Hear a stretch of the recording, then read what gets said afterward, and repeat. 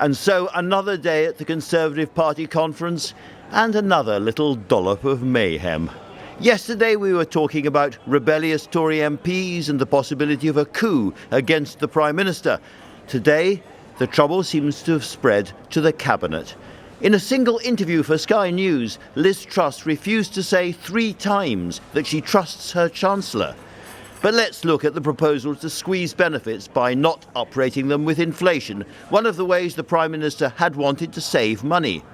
Penny Mordaunt, who fought Truss for the leadership and is now in her cabinet as leader of the Commons, broke ranks this morning. She'd always supported keeping welfare in pace with inflation, she said.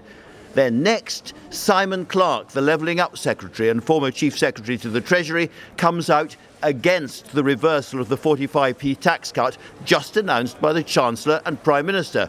He backs Suella Braverman, who, you may have noticed, is now Home Secretary. Braverman says that she was disappointed by the U-turn and accuses Tory members of staging a coup. Clarke says Suella speaks a lot of good sense as usual. But hold on, if you attack a U-turn just carried out by your leader, isn't that now a form of rebellion? Only asking for a friend. Discipline is breaking down. Johnny Mercer, the former Veterans Minister and Tory MP, tells constituents today he won't accept budgets like the one we saw last week. It is hard watching these rather comedic figures masquerading as government ministers sprawling around in the media. This is not sustainable. By the way, yet again, today, Nadine Dorries calls for a general election. I don't know how this is going to end, but end it will.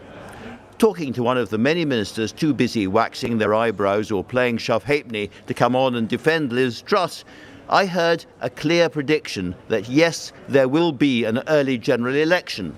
But how? I was told this.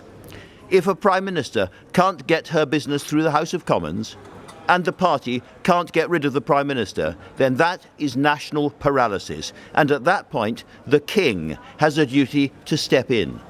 He's new in the job, but he would have to tell her she needed a mandate, and she would have to listen. Wow, you heard it here first. But are we sure that Liz Truss won't be replaced by the Tories? As I said yesterday, there is no single plausible alternative candidate, but I am hearing about a double one. If Rishi Sunak and Penny Mordaunt linked arms and offered to take over together, how would the party now react? Again, only asking for a friend. Lots to talk about, and luckily there are senior Conservatives prepared to speak openly in difficult times. I spoke earlier to the former Conservative leader, Sir Ian Duncan Smith. Well, I've known a few days similar to this, I have to say, at times, but